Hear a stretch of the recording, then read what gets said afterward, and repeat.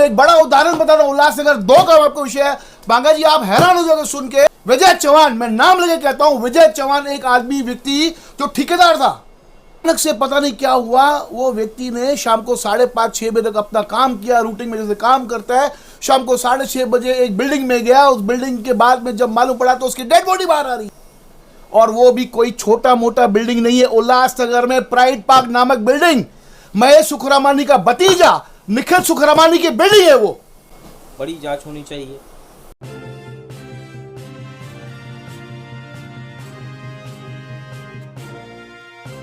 पहले तो एक मुलाकात मनीष बांगा जी के साथ। मनीष बांगा एक समाज सेवक है और अक्सर देखते कि 5 नंबर परिसर में जिस भी प्रकार की तकलीफें होती है लोगों के बीच, जब लोग संपर्क करते हैं, शहर की 5 नंबर शहर की जनता जब उनसे संपर्क करती है, चाहे लाइट का विषय हो, महानगर पालिका का विषय हो, चाहे पानी का विषय हो, चाहे कचरे का विषय हो, किसी भी प्रकार का विषय हो, तो मनीष जी आगे आके उनका समर्थन करते हैं। अभी हाल ही में जो उन्होंने मुद्दा उठा कर रखा है, जो लाइट उल्लासनगर 5 में लाइट बंद काफ़ी होती है, और कुछ यहाँ के अधिकारी वो थोड़ा स्पेशल है, मतलब कैसा है कि भाई काम करने की मूड कम होती है, और जो भ्रष्टाचार जो बढ़ चढ़ के जो उल्लासनगर 5 लाइट ऑफिस में है, उसी विषय को लेके लेते हैं मनीष बांगा जी से मुलाकात और पूछते हैं। आपने अभी हाल ही में ये विषय को उठाया है कि जो मीटर का ट्रांसफर हो रहा है, नेम चेंज ऑफ नेम, उसके लिए बहुत बड़ा भ्रष्टाचार है। आपका ही कहना था, क्या कहेंगे इस विषय के ऊपर आप? जैकी भाई, पहले तो मैं आपका धन्यवाद करूंगा कि आपने आज मुझे बोलने का मौका दिया, क्योंकि आज 5 नंबर की हालत ऐसी हो गई है, कोई भी उल्लासनगर 5 की जनता को पूछने वाला नहीं है। सब जितने भी जनप्रतिनिधि हैं वो अपने घर में बैठे हुए हैं। बैठे हैं, सो गए हैं, समझ शब्दों का उपयोग, सो गए हैं। तो अभी हम उनको उठाएंगे नहीं, हम चाहते हैं वो सोए ही रहे, क्योंकि आने वाले समय में नए चेहरों को मौका मिलना चाहिए। सही। क्योंकि जो कहते हैं ना भाई, हर चीज़ का एक समय होता है, वो अब समय निकल चुका है, अब समय बदलने वाला है, अब समय नया आने वाला है, और नए चेहरे ही उल्लासनगर 5 की जनता की जितनी भी तकलीफें, जितनी भी मूलभूत सुविधाएं हैं, वही दिला सकेंगे। देखिए, आपने जो कहा कि नए चेहरे आने चाहिए, मैं आपकी बात से सहमत हूँ। कैसे? अभी आप अगर नगर सेवक देखेंगे हमारे माजी, मैं स्पेसिफाई करता हूँ माजी, आज लगभग 3.5 साल होने को है कि इलेक्शन हुई नहीं है, और अभी तक इलेक्शन का कोई अता पता नहीं। कहते अप्रैल में होगी, लोगों का अपना अपना अनुमान है, लेकिन अभी तक कोई डिक्लेरेशन या कुछ ऐसे क्लियरिफिकेशन कुछ भी नहीं है। लेकिन इन लोगों ने जो कब्जा लगा के रखा है ना कि हम यहाँ के मालिक है, नगर सेवक नहीं, हम यहाँ के मालिक है, हम जो कहेंगे वो सही है। अच्छा, 15 साल पहले जाओ तो भी उल्लासनगर ये हालत थी। आप अगर वैल्यूशन, प्रॉपर्टी वैल्यूशन के हिसाब से निकालोगे, आज भी आप अगर देखोगे तो उल्लासनगर वही हालत है। तो जो इतने सालों से जो डट के बैठे हैं महानगर पालिका में माजी नगर सेवक आज के, और उस टाइम के नगर सेवक बन के बैठे हैं, उन्होंने क्या काम किया? शहर को कहाँ प्रगति के ओर लेके गए? कहीं भी नहीं, बिल्कुल जीरो। तो नए चेहरे आने चाहिए, बिल्कुल जीरो। ये सही बात है आपकी। आज उल्लासनगर 5 टोटली रोड की हालत देखेंगे, बहुत ही खराब है, बहुत ही। और सबसे बड़ी परेशानी इलीगल डंपिंग ग्राउंड, जो 2016 या 17 से उल्लासनगर 5 वालों के ऊपर थोपा गया था एक दिन के लिए। पर मुझे लगता है वो टाइम पे अगर नगर सेवक आवाज़ उठाते थे तो शायद नहीं आ सकता था डंपिंग ग्राउंड। पर आज उल्लासनगर 5 की जनता ये कहती है, ये उन्हीं की देन है हमको। नहीं, बड़े बड़े नेताओं ने धरना भी दिया, अब मैं नाम तो नहीं लूँगा क्योंकि वो नेता भी मेरा अच्छा मित्र है, उनको कहीं ना कहीं लगेगी मिर्ची, बोलेंगे यार आप मेरा नाम ले रहे हो। मेरे को नाम लेने से परहेज नहीं है। उन्होंने भी धरना दिया, भूख हड़ताल पे बैठे। फिर महानगर पालिका के अधिकारी आए, पता नहीं क्या चॉकलेट हाथ में थमाया, तो बोला अभी तो 3 महीने 4 महीने में डंपिंग ग्राउंड हट जाएगा। डंपिंग ग्राउंड तो आज हो गया टाइम, हटा ही नहीं। वो चॉकलेट की पुड़िया जो पहुंची वो एक हानिकारक है हमारे शहर के लिए। आप इस विषय को कैसे देखते हैं? जैकी भाई, इसका जवाब आने वाले महानगर पालिका के जो चुनाव होंगे, हाँ, उसमें वो जनता देगी। क्योंकि जनता इस बार ये ठान चुकी है, उनका ये मूड है बिल्कुल कि एक बदलाव होना जरूरी है। लाइट का विषय भटक रहा है कहीं ना कहीं। लाइट का विषय लाइट तो के आप- विषय में मैं आऊँगा कि आज पहला जो है, आज 5 नंबर में अगर किसी का भी मीटर फॉल्टी होता है, वो अगर लाइट डिपार्टमेंट में जाता है कंप्लेंट लेके कि मेरा मीटर फॉल्टी है, पहला तो उनको ये जवाब मिलता है कि हमारे पास मीटर अवेलेबल नहीं है। उसके बाद जब वो किसी दलाल के संपर्क में आता है तो दलाल की 4,000 दो, 5,000 दो, हम मीटर आपको लगा के देते हैं, बोलिए। 3,500 ले मीटर हम लगा के देते हैं। और हकीकत में एक आम आदमी है जो आज जो बिजनेस है उल्लासनगर 5 का, आज अगर मीटर जल गया है तो उसका जो उसके बाद जो बिल आता है ज़्यादा आता है, ये जो एवरेज बिल देते हैं ज़्यादा आते, उससे परेशान होके कहीं ना कहीं आम आदमी ये सोचता है ठीक है मेरा 4,000 गया, 5,000 गया, मेरा मीटर तो लग गया। आज उस विषय को मैंने उठाया है। आज पहला तो हम जब मीटर की कंप्लेन करते हैं जल गया है तो इनको 18 दिनों में वो मीटर हमको लगा के देना है। आज मेरे पास माहिती है ये 2-2 साल 3-3 साल हो गए हैं, ये लोग पब्लिक को भड़का रहे हैं कि हमारे पास मीटर नहीं है। तो जो 5,000 आदमी भरता है वो मीटर कहाँ से आता है? पॉइंट। ये कहीं ना कहीं घर पे तो नहीं बनाते होंगे अधिकारी लोग। दूसरा, अगर हम 5,000 नहीं देते हैं तो वहाँ के जो लाइनमैन है उनका कहना होता है कि 39 सेक्शन में दुकानें हैं, उनसे जाके मीटर लेके आइए और हमें दीजिए। हाँ, उनको मीटर कहाँ से आता है? हम उससे नंबरिंग लेके आपको देंगे और वहां से हमारी कमीशन चालू है। बहुत बड़ा भ्रष्टाचार है उल्लासनगर 5 लाइट ऑफिस में। हाँ। और दूसरा, चेंज ऑफ नेम। हाँ।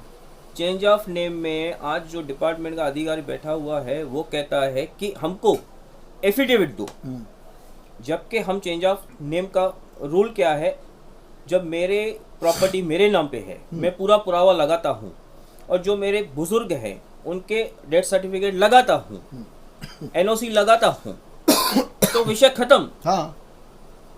नो ऑब्जेक्शन हो गई। एफिडेविट क्यों देवे हम लोग?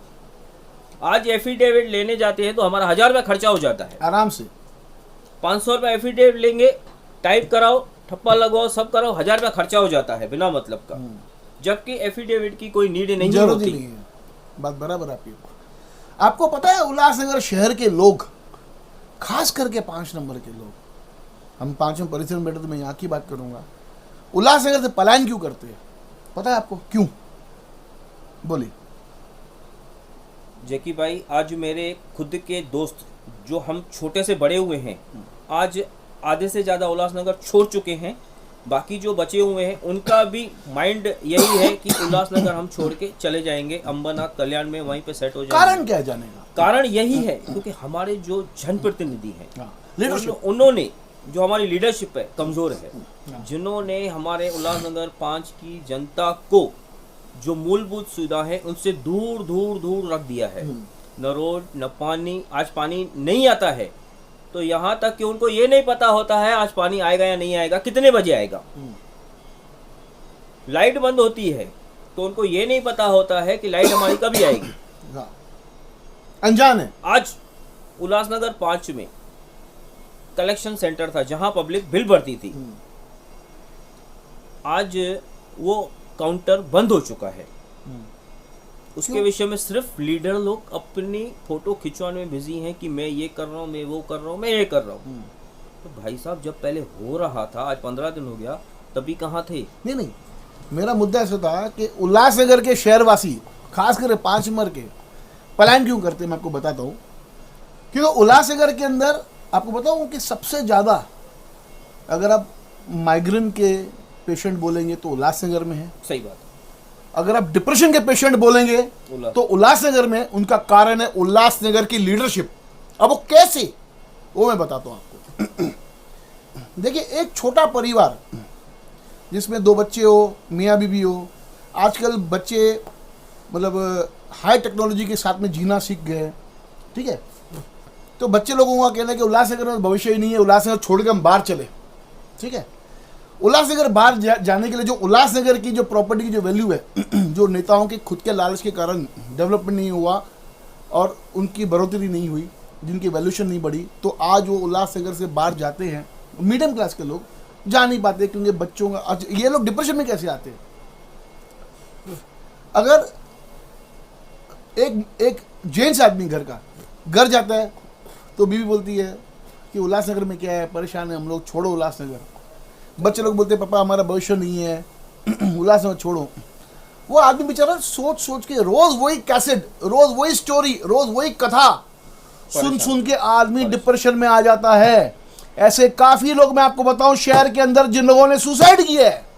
आपको मैं एक बड़ा उदाहरण बता रहा हूं, उल्लासनगर 2 का आपको विषय है। बांगा जी आप हैरान हो जाओगे सुन के, एक व्यक्ति विजय चौहान, मैं नाम लेके कहता हूं, विजय चौहान एक आदमी व्यक्ति जो ठेकेदार था, अच्छा हंसता खेलता फैमिली, एक अचानक से पता नहीं क्या हुआ, वो व्यक्ति ने शाम को 5:30-6 बजे तक अपना काम किया, रूटीन में जैसे काम करता है। शाम को 6:30 बजे एक बिल्डिंग में गया, उस बिल्डिंग के बाद में जब मालूम पड़ा तो उसकी डेड बॉडी बाहर आ रही है।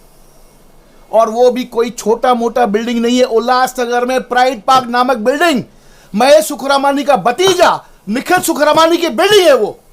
आप बताओ, इतने बड़े बड़े नेता बीजेपी के, और उनके परिसर में अगर इस प्रकार की बातें हो, क्यों किया?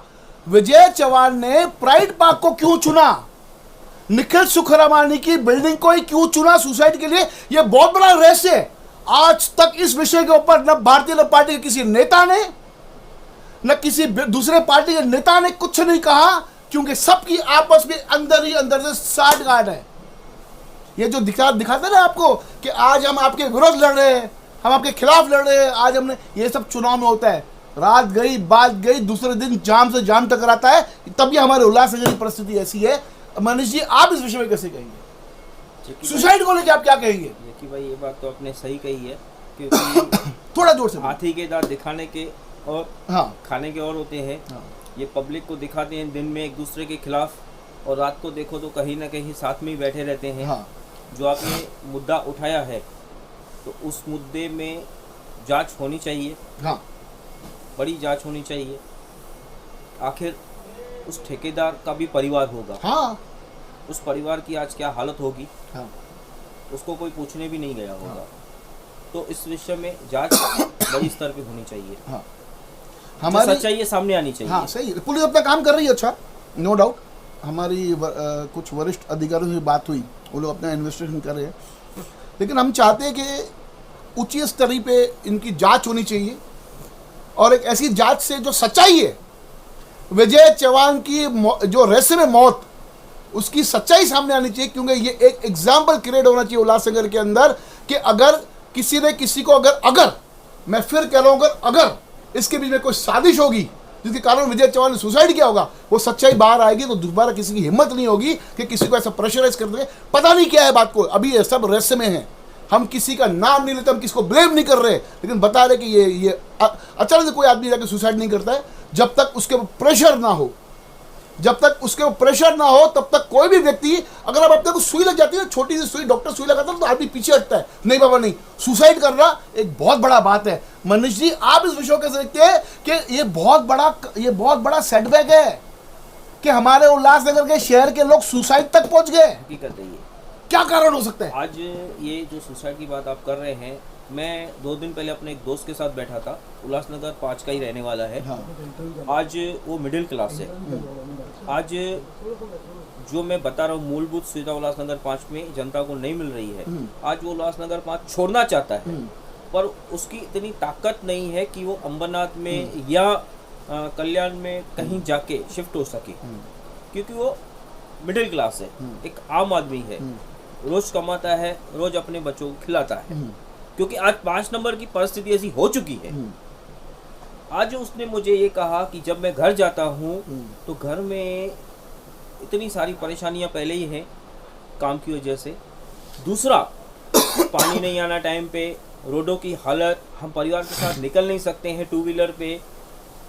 तो ये सब बातें देख के उसका माइंड भी यही हो रहा था, यार मैं क्या करूं, कुछ समझ में नहीं आ रहा, कभी कभी मैं खुद को कुछ कर दूंगा परेशान होके, क्योंकि उसकी कोई ताकत नहीं है कि अपने परिवार को कहीं और लेके जा सके।